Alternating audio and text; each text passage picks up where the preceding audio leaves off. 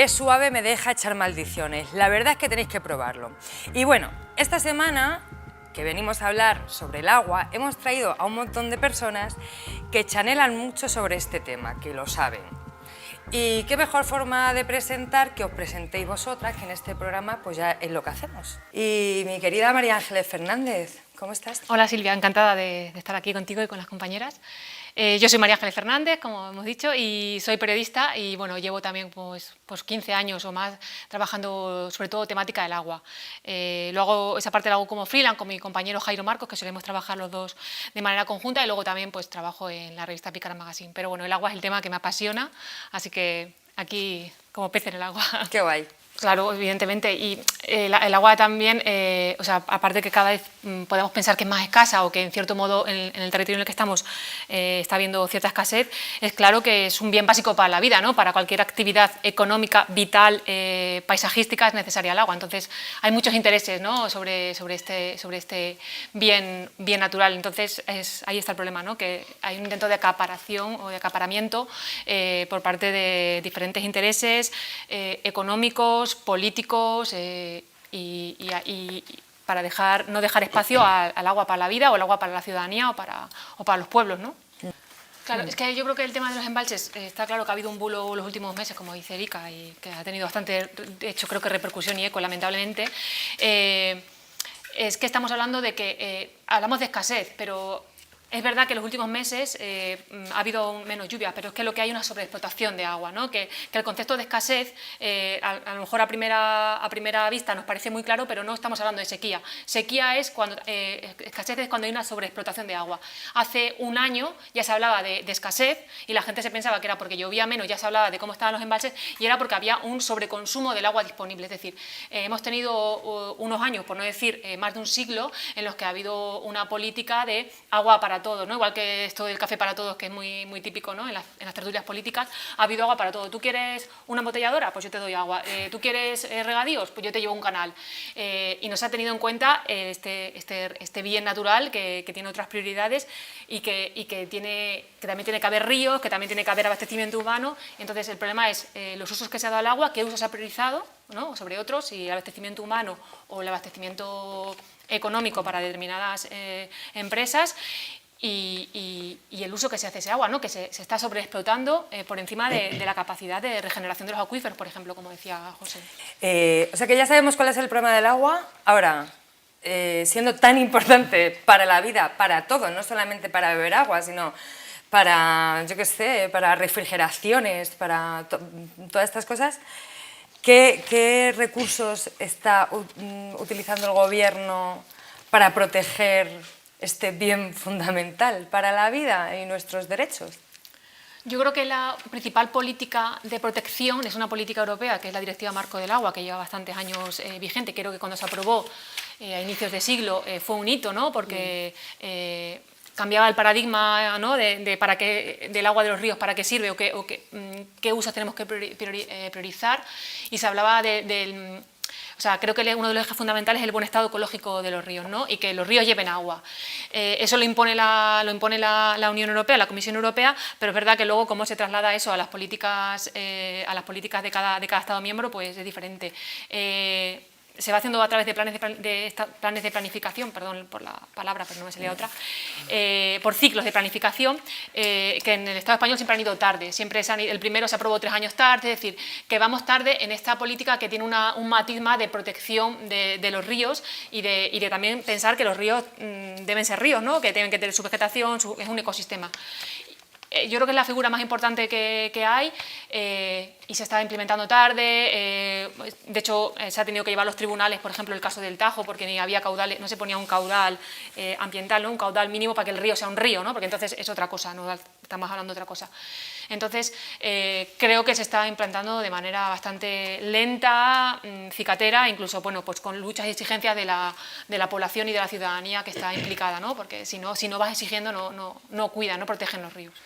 Lógica no tiene mucho, ¿no? Porque se priorizan unos usos. Por eso digo, se priorizan los usos comerciales. Los pueblos salen además por perdiendo, ejemplo, ¿no? el Tajo es una de las cuencas hidrográficas que tiene menor nivel, o sea, hasta este último plan, que es de este año, de finales del año pasado, primeros de este, no había caudales ambientales, cuando en otros cuencas sí que los había, porque el Tajo es un río hidroeléctrico que está en manos de una empresa, entonces es muy difícil, y los pocos que se han implantado en el último plan son bastante raquíticos, ¿no? O miserables, ¿no? Son muy pocos, entonces si los estudias son muchas veces ilógicos. Pero bueno, pues en este caso, pues allí está Sierra Nevada, que tiene su interés económico, en el Tajo, la parte baja del Tajo, es un interés hidroeléctrico, en cada territorio, ¿no?, van apareciendo unos intereses que priorizan más que proteger el río, que haya aguas para la ciudadanía. A ver, ellos tienen mucho poder, ¿no? Al final nosotros dependemos del movimiento social y de que la gente sea consciente de esto y hacer pedagogía y, por otro lado, todo el rato, ¿no? Y ellos tienen pasta todo el rato, ¿no?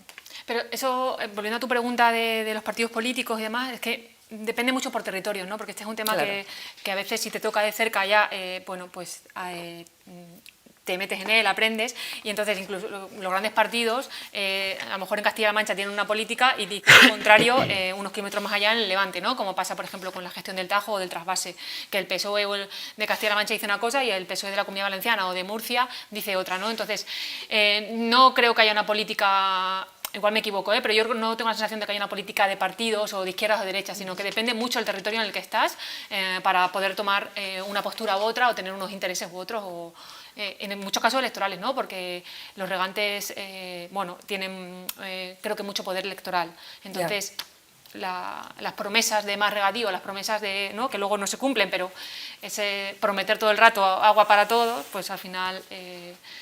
genera unos movimientos que luego es difícil cumplir y que los partidos políticos se tienen que contradecir según donde estés, ¿no? Si visitas Toledo o si visitas Murcia. ¿Qué tal? ¿Qué decís?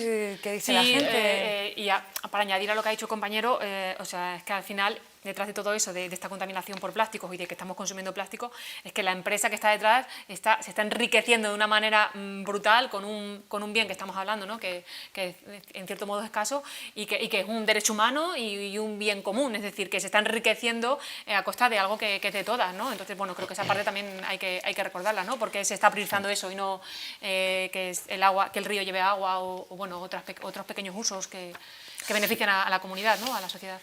Y que mucha de la agricultura que se cultiva es, aparte de intensiva, es para exportación, es decir, que, bueno, que luego el tema de la agricultura pues, tiene muchas aristas que también darían para... Vale, y entonces, ¿cómo deberíamos de gestionar el agua? Es decir, si mañana os nombraran gestores del agua políticamente, ¿qué haríais? ¿Cómo se debería hacer? Porque vosotras tenéis la información y sois militantes, entonces, ¿cómo lo hacemos?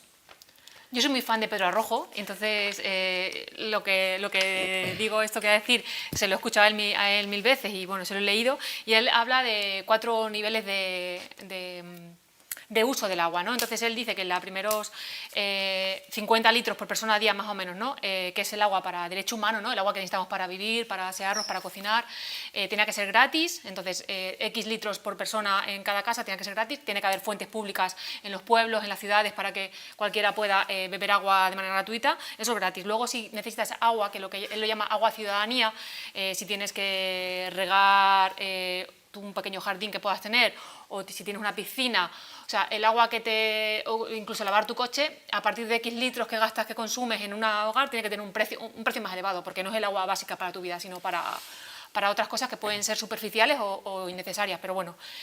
Luego, si haces negocio con el agua, si eres una embotelladora, si eres una empresa que usa mucha agua para tu negocio, si tienes regadío, tienes que pagar otro precio mayor, porque estás haciendo un negocio. Y luego si haces, lo llama agua delito, ¿no? Si contaminas, si contaminas básicamente, tienes que pues, pagar multas que tampoco se pagan, ¿no? Entonces él establece como estos 4 niveles del uso del agua y cuatro tarifas, porque en muchos casos el agua es gratis, o sea, estamos hablando de regadíos, pero es que muchas veces no se paga por el agua, se paga por los canales o la infraestructura, pero no por el agua en sí. Yo creo que si establecemos esos niveles, a mí en la teoría me parece, bueno, soy fan total, como digo, creo que podría ser una manera creo que es difícil de implementar y bueno, pero creo que en la teoría deberían ir por las cosas, ¿no? ¿Qué usos se priorizan, ¿no? Porque todo esto son de usos, ¿qué se prioriza?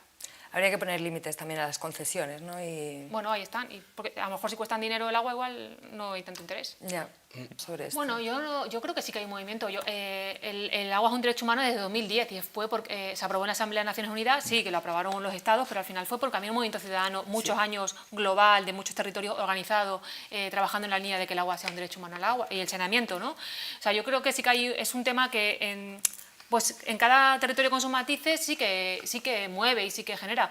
En Uruguay, pero aquí en Madrid hubo hace unos años una lucha para frenar la privatización del canal de Segunda. En Valladolid se ha remunicipalizado el servicio. El compañero están luchando. Es decir, que yo creo que sí que hay... Puede ser que a veces estén un poco desunidos, pero creo que sí que hay un interés y una defensa del agua, ¿no? Y creo que a mí el hito de que sea un derecho humano por la lucha ciudadana me parece bastante significativo. ¿Tú cómo ves el futuro, Cari? Yo creo que a golpe de realidad, como dice Raúl, la gente cada vez más consciente. Entonces, bueno, vamos a ver si... Vamos a confiar. A la lucha. A la lucha en que poco a poco va a haber un cambio de paradigma, ¿no? Esperemos. Total. A la lucha siempre es lo que nos toca, luchar.